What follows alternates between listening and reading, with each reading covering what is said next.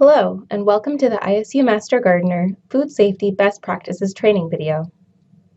Today we will highlight a few basic healthy habits to follow in the garden that will help ensure donation gardens produce food that is safe and nutritious.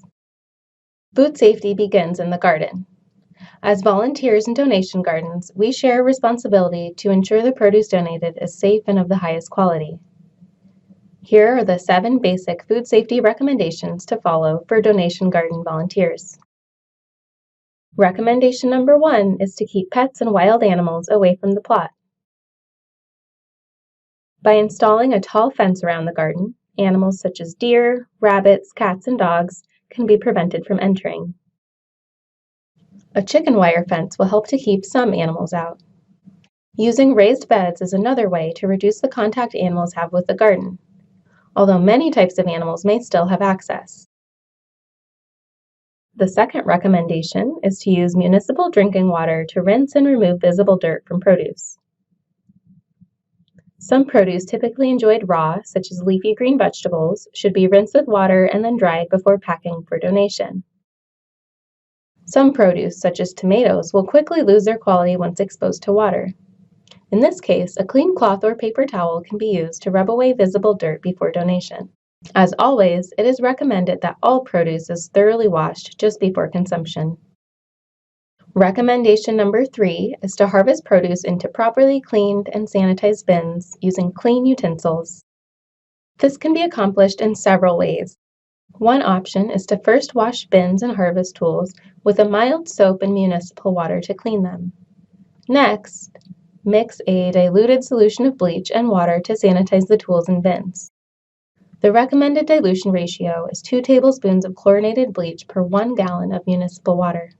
If the site has limited access to water, a spray bottle can be filled with the diluted bleach sanitizing solution.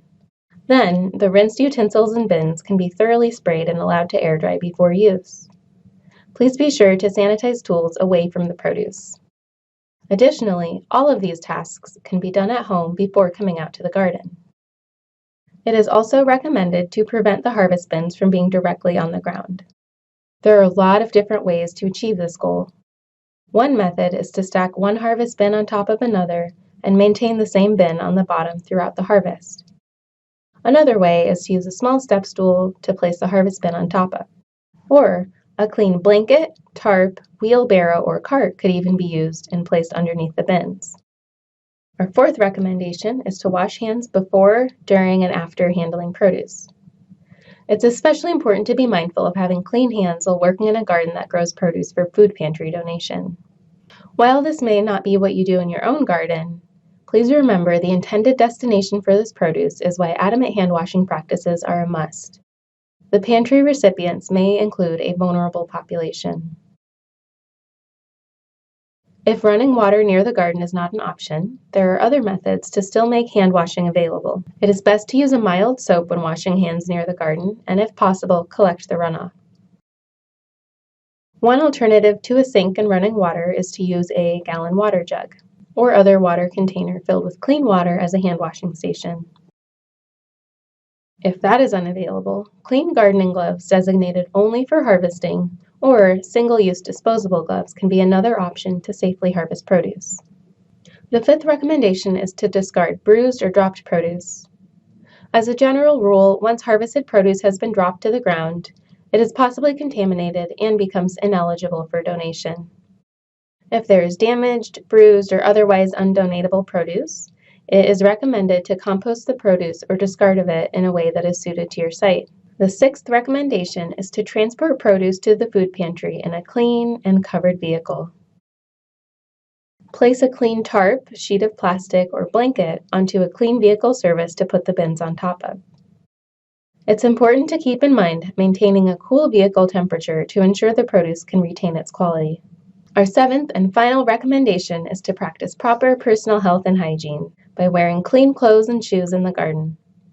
In particular, clothes and shoes that come into contact with animals or livestock should not be worn in the garden.